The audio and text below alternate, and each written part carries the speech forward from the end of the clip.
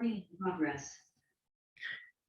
As the industrial age gave way to the information age, and later the knowledge age, the economic engine of the so-called Beltline neighborhoods underwent a massive transformation. When the trains were running, these buildings housed manufacturing plants and employed blue-collar workers who made things. Those things were shipped out on the trains that ran along the tracks that used to be here. Today, these same buildings house food halls, technology companies, consulting firms, and investment management organizations. These service businesses employ knowledge workers and creators, everything from chefs to web developers. Their goods and services are consumed on premises, as in food and beverage, or remotely by their clients through the solutions they provide. Today's Beltline is a gathering place. It is a destination where people come to eat, drink, exercise, and meet one another. It is also a lifestyle that people want to live and work near. Today's employers choose to open offices here because having access to this lifestyle is viewed as a strategic asset, a recruiting tool. It's worth noting that the neighborhoods and properties along the Beltline experienced a long period, somewhere between 30 and 40 years, of dormancy after the production-driven economy ended and before the consumption-driven economy began. What will the Beltline and its coveted neighborhoods be like 5 to 10 years from now? 25 to 50 years from now? We don't know for sure, but we do know one thing. The world we live in is very different than the one our parents, grandparents, and great-grandparents lived in. And the world that our children, grandchildren, and great-grandchildren live in will be different, very different than the one we live in now.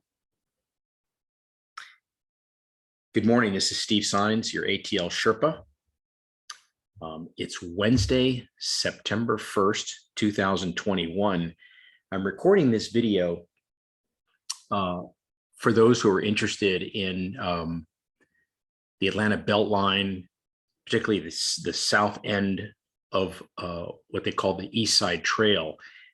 This is the focus area of my last public tour, which I did back on August 15th of 2021. And I created this webpage that you're looking at here for the guests that came out on that tour. It's got a collection of photos and maps and other historical information. And I'm gonna record this video to give you an overview of what I covered on that tour. And I also created an interactive map with a lot of historical information and things that I think you'll enjoy. And I want to show you how to use that map so you can get the most out of it.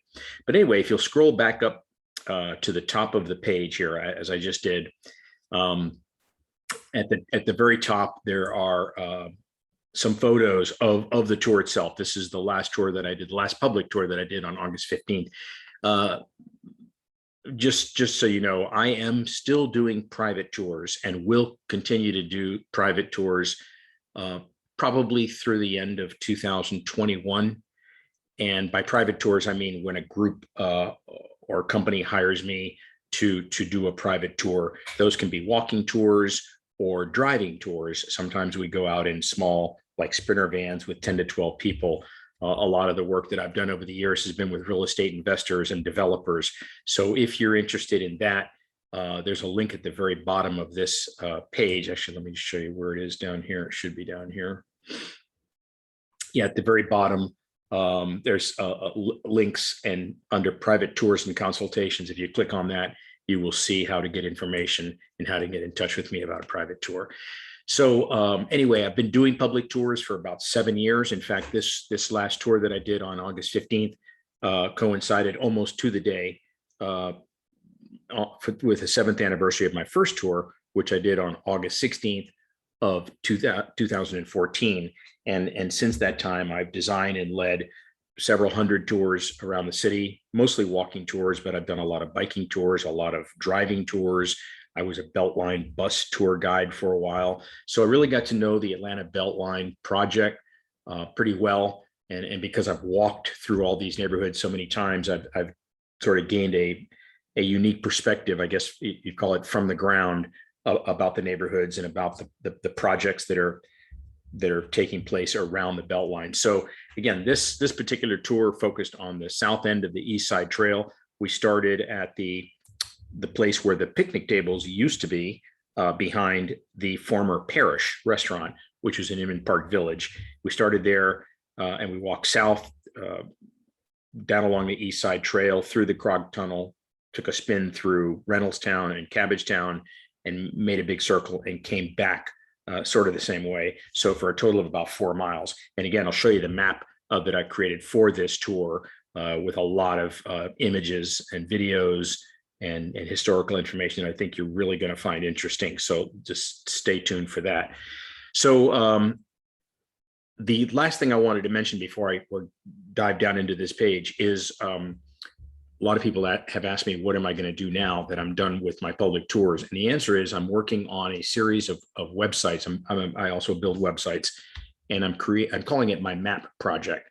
And this is going to be, probably when it's done, a couple of dozen new websites that are built on and around interactive maps. I also have been creating interactive maps for my tours for most of the 7 years that I've been doing tours. So I've got a lot of maps. I'm enriching those maps with multimedia assets, and creating really a toolbox for people who want to continue to explore Atlanta on their own or in groups.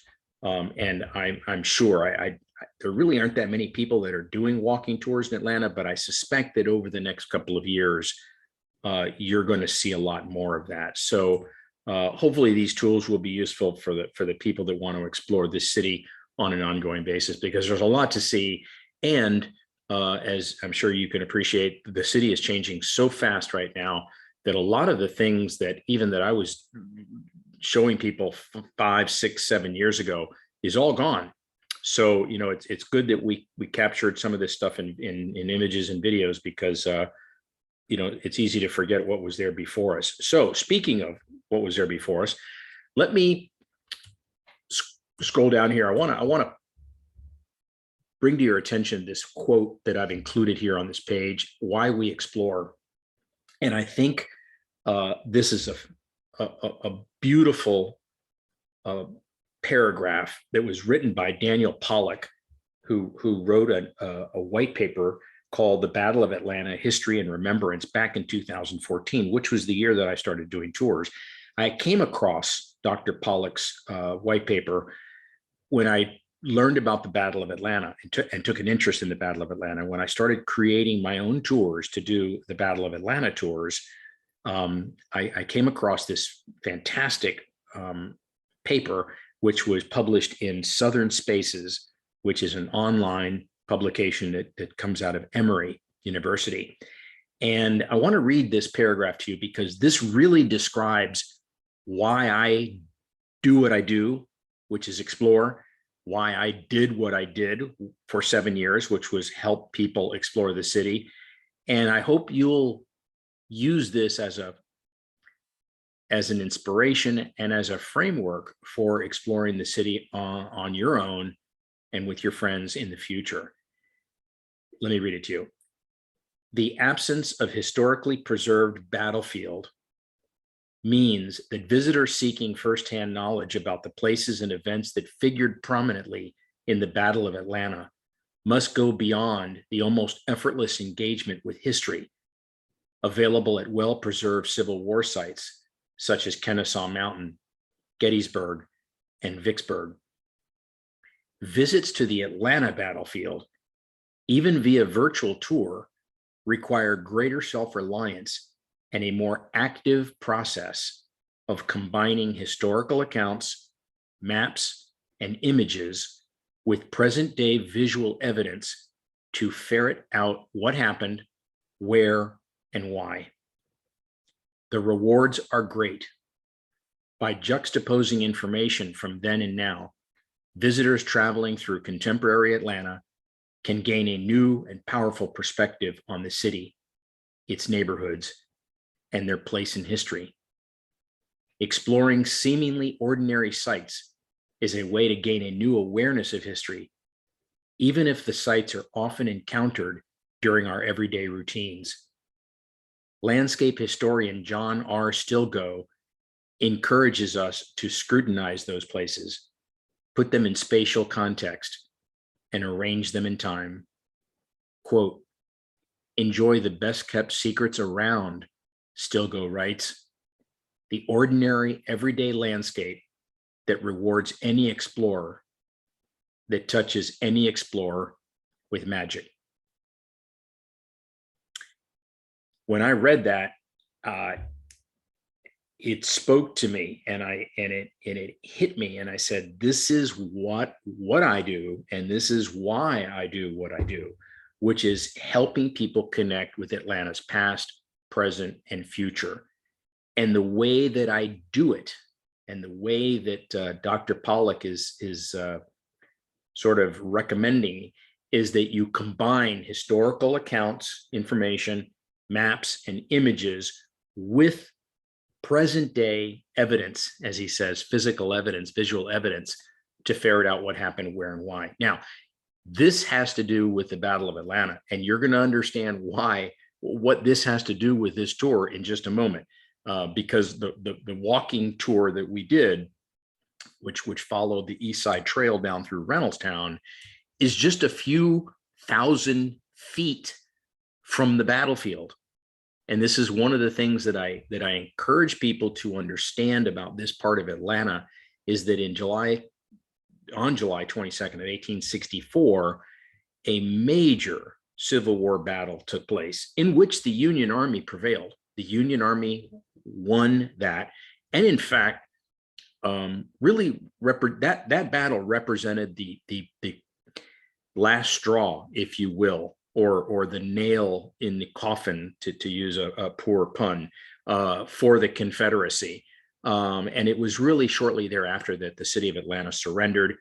And for all practical purposes, that was the end of the Civil War. So the Battle of Atlanta was not only a major battle in which 80,000 troops, 80,000 forces from both the Confederate and Union armies met in East Atlanta, and 8,000 or 9,000 casualties took place there, occurred in a matter of 9 hours. The battle broke out around noon on the corner of present-day Memorial Drive and Clay Street in Kirkwood. It raged through East Atlanta Village, and basically all up along Moreland Avenue, which was just a trail back then. But today's Moreland Avenue was the battle line, was the battlefront line, where the two massive armies met and had a bloody battle for about 9 hours. So I-20, where Moreland Avenue is, that was a site of a major battle called Leggett's Hill or Bald Hill. And then up where the MARTA station is at Inman Park was the finale at 4 o'clock in the afternoon. And I'm gonna show you some of those things in the map in just a minute. But all along through there, Reynoldstown, Inman Park, parts of Cabbagetown, Candler Park, Edgewood, and East Atlanta were the battlefield. So if you live in any of those areas, if you own a house, or if you live in an apartment, or you go through those areas, your house probably sits on the land and the ground where someone either died or was badly injured, because this was for lack of a better word, a bloodbath of a battle. And what he's saying here, what Pollack is saying here, is we don't have a battlefield because they didn't preserve any of it. All we have are historical markers that are all through those neighborhoods, and all these markers describe what happened and where. Instead of a battlefield, we have I-20, we have Moreland Avenue, and we have a modern day city with a lot of concrete and asphalt. but underneath all that concrete and asphalt is where this battle took place. So anyway, the next image in this page is the interactive map. So let me jump over there. Actually, before I jump, because I'm probably going to go to the map and not come back to this page. So before I go to this map, let me just scroll down through here and kind of give you an overview of what's on this page. I packed a lot of information into this page so that you could have everything on one page. And when you go out in the field, when you go out and do this tour, if you will bring your smartphone, or better yet, a tablet, you can scroll through this page, and the images and the information that I've curated here, as he says, assembling these historical accounts and these images are what allow you to connect with these neighborhoods and all the things that happened here before we got here. So the first thing are the key dates there. I really went way back to the first evidence of humans in Georgia. And then this particular calendar goes through July 22nd of 1864, which was that battle. And we'll get back to that in a minute. But I put these dates on here because I consider these to be sort of the key dates that anybody that's living in Atlanta, or Georgia for that matter, really should know kind of off the top of your head. And you should at least be aware of what happened on these dates. And just a note about history and things like this kind of information. I personally was not a history buff, and really still am not. I enjoy learning about history more today than I did, 20, 30 years ago when I was, in my 20s and 30s. But I'm not a history buff. And the truth is, most people are not. Most Americans are not history buffs. And I would go one step further. I would say the vast majority of Americans have absolutely no interest in history, much less the Civil War. And again, I'll get back to that in a minute. But having said that, what I've learned about history is that when you learn at least the basics of what happened, when and where, and who came before us, and when they lived here, and what they did when they were here, and all the things that are important, what that does is it gives you a different perspective on the city in which you live. It gives you a greater appreciation for the city in which you live. And frankly, I think it makes you a better person. I think it helps you appreciate that things change over time. People change over time. Our society changes over time. And we know that by just looking at the things that happened along the way. And this is a young city. We're talking about 160 years or so since the Civil War. So we're talking about a city that's less than 200 years old. It was founded in 1837. So, I think it's important to at least understand the basics of what happened before we got here. And I think you'll be the better person for it. And more importantly, I think it'll give the city will take on a different perspective. It'll have more meaning for you. The neighborhoods that you live in, the city that you live in, will become more meaningful. And I think people are hungry for meaning in their lives and in their personal and business lives. You see it all over now. These big developers that are developing projects all over the city. Almost all of them are connecting back to history. It's a marketing thing now, to be honest, but they do it because they're trying to create meaning for the tenants and for the residents and for the people that are buying their homes and all that good stuff. But anyway, so you don't have to become a historian, but I think it's important to at least have a basic understanding. So these key dates are ones that I think you should know. Then I go into information about the railroads. There are a series of maps here that are very interesting. And if you click on one of those maps, it will open up a larger version of the image. And if you hover over the image, as I'm doing right now, you see these little arrows, these carrots. This allows you to go through the images that are in that gallery. This is one of my favorite images that shows the plan for the Cotton States Exposition in 1895, showing Piedmont Park. And this railroad line to the right here, the Southern Railway, is the East Side Trail, what they call the extension of the East Side Trail that runs along Piedmont Park.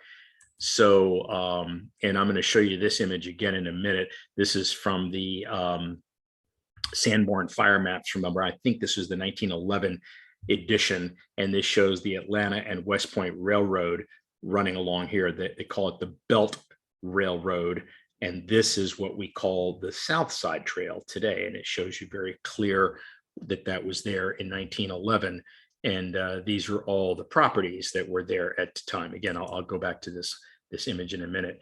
So those images are in here. Each one of these little groupings is called a gallery, and when you click on the image like that, it'll open it up. There is a brief history of Atlanta's belt lines. I'm going to get to more of that. I've got that in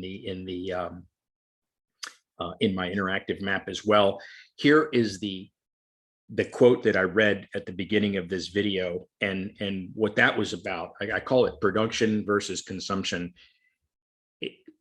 As I was preparing and for the tour last on August 15th, my last tour, about a week before that, I was sort of thinking about what I was going to share with my group on this last tour, and something occurred to me a few days before the tour, and I literally in the middle of the night it hit me, and I jumped up and I wrote this down, and then later I kind of rewrote it, but it occurred to me that when we walk down the Beltline, what we're looking at is the manifestation of this transition from a production to a consumption-driven economy.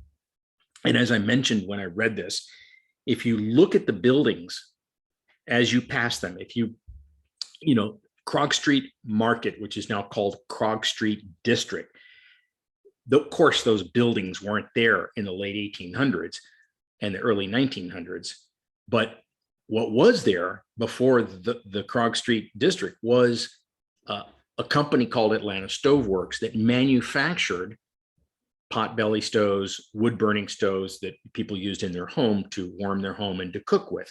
It was a manufacturing company. They produced these stoves. This is pretty industrial stuff. And they shipped those stoves out on the train that ran along the tracks that we now call SPX Alley. Then the other set of images here, if you look at Ford factory lofts, there's a picture of the inside of that factory when they made Model T and Model A Fords in there. This was an assembly plant. The parts came in from Michigan and other places on the railroad tracks. They assembled these cars and shipped out the finished cars on the railroad tracks. They also made V8 engines in there. And now today, people live in and eat and drink in that building.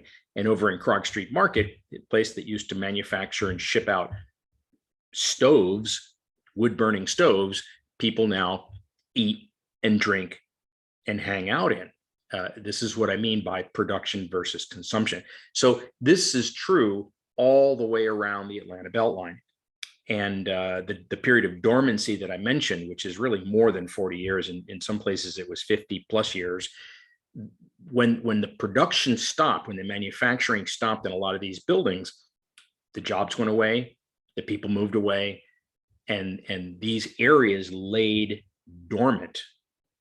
And then the areas around it suffered from what urban planners call disinvestment, because there were no if you shut down the manufacturing plants, you eliminate the jobs, the people move away because the jobs go elsewhere, and you have a vacuum, if you will, an economic vacuum, which is what occurred all the way around the Beltline, because those Beltlines were freight train tracks and they shipped the stuff that was made. So that's what the Beltline project is all about. In 2005, when the city of Atlanta approved the Atlanta Beltline Redevelopment Plan, that's actually what it is, and that's the name of the project, the Atlanta Beltline Redevelopment Plan.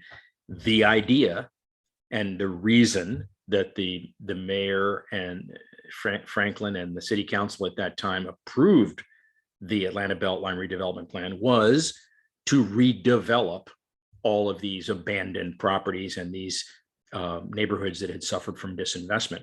And as you know, it is working. It is doing exactly what they intended to do. Maybe better than they were hoping or better than they were expecting. So the next set of maps are I love these historical maps. Again, you can click on these and spend some time on them. This is a map of Atlanta around the 1860s. It was a 1 mile radius, that circle that goes all the way around this map. It's called the Corporation Line, also known as city limits. But right in the middle here, where that triangle is, this is what they call the Y junction, W-Y-E. And this is where Atlanta started, basically right in here. And this railroad junction here is the reason that Atlanta started. The railroad that goes up and to the left, up into the northwest here, is the Atlanta and sort of the Western and Atlantic Railroad, W&A, which was the railroad that was commissioned by the Georgia Assembly, the Georgia State Assembly, to help the Port of Savannah get its goods out of the state of Georgia up into the Midwest. And then it connects in here with the Georgia Railroad, which is going to come into play on this tour. Another interesting map here that shows, same map, but the red line are the inner fortifications that the Confederate Army built to protect the city of Atlanta. And you can't really tell because you don't have the streets here, because back in 1864, these neighborhoods didn't exist. Places like Grant Park and Reynoldstown and Cabbagetown, none of those places existed. This was farmland at that time. But this is the Georgia Railroad right here. And this fortification, this area down here, this P, is roughly where Grant Park is. This is Fort Walker down at Grant Park. So if you were to go up here, if you know where Boulevard crosses the Georgia Railroad and I-20, that's about where the line of inner fortifications were. This battle that we were talking about, the Battle of Atlanta, took place right over here, basically on the right edge of that map in Reynoldstown and Edgewood.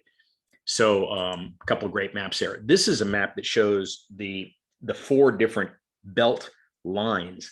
For those of you that don't know, that's a term that dates back to the late 1800s. It's not a new word.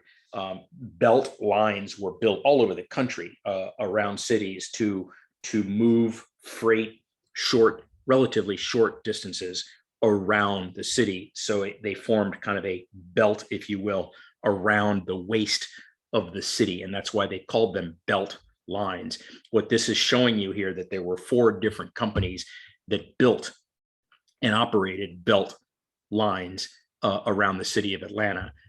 This one over here, the Atlanta and Richmond, the yellow line, was actually built as part of the main line for the Atlanta and Richmond Airline Railway. That's what they call them, airline railways. That was a passenger train. This red one here is the Atlanta West Point Belt Line. This was built as a belt line. This is what they call the South Side Trail today. Over here, you see the Louisville and Nashville Railroad Belt Line. That's what we now today call the West Side Trail. And then up here, what they call the Seaboard Airline Railway, this blue line over here that runs along the top. This is the north, I don't know what they're calling this, by the northwest trail. That was another belt line that operated up in that area. And this yellow line over here is what we call today the Kudzu line. This part right here is what they're building over there next to West Side Park. So interesting map there. And there's that map from Piedmont Park. So anyway, I'll let you look through the rest of these photos here. There's some photos from the 1860s. I show people these photos because when I start my tours, I say, you have to understand Atlanta started out as a railroad town. What do we mean by railroad town? This is what downtown Atlanta looked like. That's the main train station there in Atlanta in the 1860s. It was basically a giant rail yard, is what it was. And there's another view of over there where the gulch is now. So, like I said, basically Atlanta was a giant rail yard, and that's how it started. Okay, there's some maps of the Battle of Atlanta. I'll be getting back to those in a minute when we get over to the map. And the same thing with these Sanborn fire maps. One thing I will point out to you, there's a couple things here on the right side. I think I have this in the, I do have this in the interactive map. So actually, let me wait till I get over there and I'll show you that. Then I've got a whole collection of maps down here that help people sort of understand the evolution of the Beltline project. You probably know that the original vision for the Atlanta Beltline project was proposed by Ryan Gravel in his master's thesis at Georgia Tech in 1999. The title of that was Beltline Atlanta, Design of Infrastructure as a Reflection of Public Policy.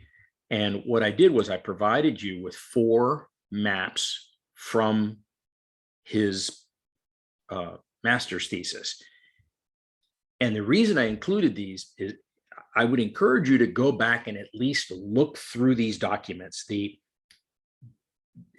master's thesis, you can download the PDF, and it's an interesting read, but just looking at these maps, you can see the amount of thought and the amount of planning that went into this.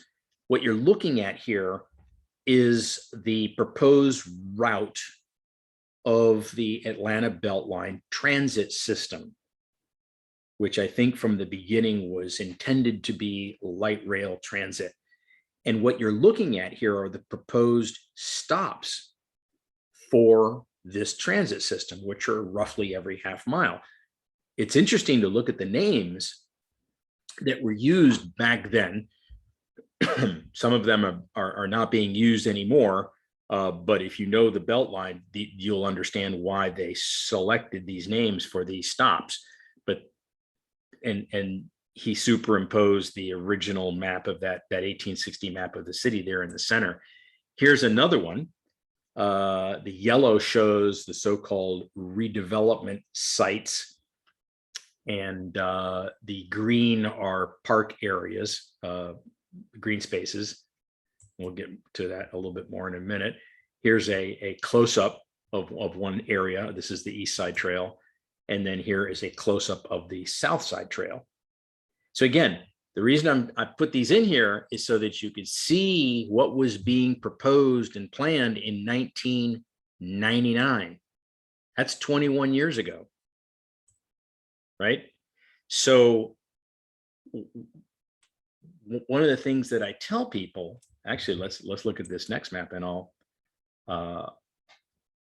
make the point here. Here's a series of maps, selected pages from a study called the Beltline Emerald Necklace, Atlanta's New Public Realm. This was by Alexander Garvin. Those of you who have been on my tours, I always start my tours by talking about Gravel's master's thesis and the Beltline Emerald Necklace study by Alexander Garvin. This was commissioned in 2004. And this was in effect the feasibility study that the city of Atlanta used to determine the feasibility of the Atlanta Beltline project itself. So 4 or 5 years after Ryan Gravel proposed this project in his master's thesis, 2004, this study was published and delivered to the city. And in 2005, 6 years after Gravel published his thesis, the Atlanta Beltline redevelopment plan was adopted by the city of Atlanta. Again, look at the images in here. Now, this is another document you can download in its entirety, and I have got links to all of these things on this webpage. And I really would encourage you to download this study. This is an easier read than Ryan Gravel's master's thesis, in my opinion. But both of them are very interesting reads, and I would say very important reads. I mean, if you're interested in Atlanta, you plan to be here for a while, or if you're an investor or a developer, or if you have any economic interest in the city of Atlanta at all, and I'm talking about the city proper, I'm not talking about Metro Atlanta, you owe it to yourself to read these documents, because what you'll learn, and this is the point I've made to my clients, my investor clients all these years, if you had read these documents when they were published, especially this one, the Emerald Necklace study, if you had looked at this in 2005, right, 16 years ago, you would be a very, very, and if you were an investor, you would be a very, very wealthy person right now, because you would have understood what was going to happen, and you would have in effect gotten a 16-year head start on everybody else. So because it was all there, that everything that we've been talking about for 7 years as I've been doing my tours, and we were doing tours over on the west side up in the Bankhead area and near that reservoir 5-6 years ago. All of this was written about and in his study 15-16 years ago. So again, had you read this stuff, had you just taken the time, even 5 years ago, 10 years ago, if you'd have read this stuff, you would have been way, way, way ahead of most people. And that's what going back and researching and studying history will do for you. So not only will it give you a greater appreciation, I mean, if you're economically motivated, as most people are, this could make a big difference in your life and in your family's life. But so that's another good reason to study history. So spend some time with that. There's some really cool maps here. This is an old map that was, this is really, really cool. This was basically, I believe this was done by Trees Atlanta in conjunction with the Atlanta Beltline. It's my favorite map of the thousands of maps that were created and still being created for the Beltline. And I'm talking about the master plans and everything else. This is my favorite map because of the nomenclature that was used here. They created zones. This was the vision for the Arboretum, the Atlanta Beltline Arboretum. And I just realized this is going to have to be 2 videos because I'm almost at 40 minutes, which is my cutoff here. But anyway, take a look at this map and look at these wonderful names that they gave to these areas or zones of the Arboretum. Clear Creek, those of you that have been on my Piedmont Park hikes, you know about Clear Creek. Piedmont Park, the New South, Urban Forest Corridor, Southern Railway. I'm in the lower right corner now. I'm going around Murphy's Crossing, Warehouse Row, the West Connection, the Quarry. These were the names that they gave to these different zones. Look at that in the middle there, the Pine Ridge, the Halsey Yard, just some awesome stuff. Again, if you go back and read some of the stuff that was being developed back in the early 2000s when all of this was being developed, you're going to be fascinated by it. This is a map that I've used many times for the sub areas. This shows the 10 sub areas of the Atlanta Beltline planning area. I've done many, many tours, biking and walking tours through all of those neighborhoods. And then there's a map that shows the Beltline transit project. So again, spend some time here. You're going to see a lot. These are the 2 sub areas that come into play. Sub areas 4 and 5 come into play on this particular tour. And I would encourage you to spend some time. You can most of the Beltline sub areas, the master planning sub areas, have been or are in the process of being updated right now. But if you don't know what those are, look them up. Download the Beltline sub area master plans and spend some time with those. Again, this stuff has been, all this stuff that's happened over the last 10, 15 years was written about 15 to 20 years ago, and you would have known that this was happening. So finally, down toward the end there, key dates for the East Side Trail. You can read through these yourself. Again, these are some key dates that I think if you're interested in this project, I think you had to have sort of a basic understanding of what happened there. Then you've got some photos from my first public tour, which is from August 16th of 2014. There's a wonderful video. That's the stretch right there behind Stein Steel. Take a look at that video that I shot from June 2015. This is when we found out that they were going to be taking those tracks out and extending the East Side Trail down through this area. This was my favorite stretch of the whole Atlanta Beltline corridor. And so I went in and took photos and shot a bunch of videos back through there so that we could go back and do what we're doing today, which was to see what that beautiful, beautiful stretch of Beltline looked like, before they made it into the modern day biking and walking trail. And then I've got a whole series of images that I've taken over the years of this stretch of the Beltline. There's some photos from 2016 That's where SPX Alley is today. More videos that I've included. 2017, more images. That's when they had started the construction of the extension. There's a really cool video of that corner of DeKalb Avenue and Krog Street. It shows where the crosswalk is now. There's an interesting video there when they were just building out. They were just starting to build out New Realm Brewing when they converted that from the TBS warehouse. And then the last thing on here, and I'll talk more about this when we get to the map as well, is kind of bringing it full circle here to what's happening right now. And this is my way of helping people connect with the present and the future. So right now, the Atlanta Beltline and actually MARTA are conducting a feasibility study to determine the feasibility of extending the Atlanta streetcar from its current location at Jackson Street eastward over to the Atlanta Beltline's East Side Trail, there where Krog Street Market is, and then up along, excuse me, the East Side Trail up to Ponce City Market. So again, I'll talk more about that. So that's the end of video number 1. I'll link the second video here in a moment. But anyway, I hope you're having a great day, and I hope you're getting ready for a great fall. This is Steve Sines, your ATL Sherpa.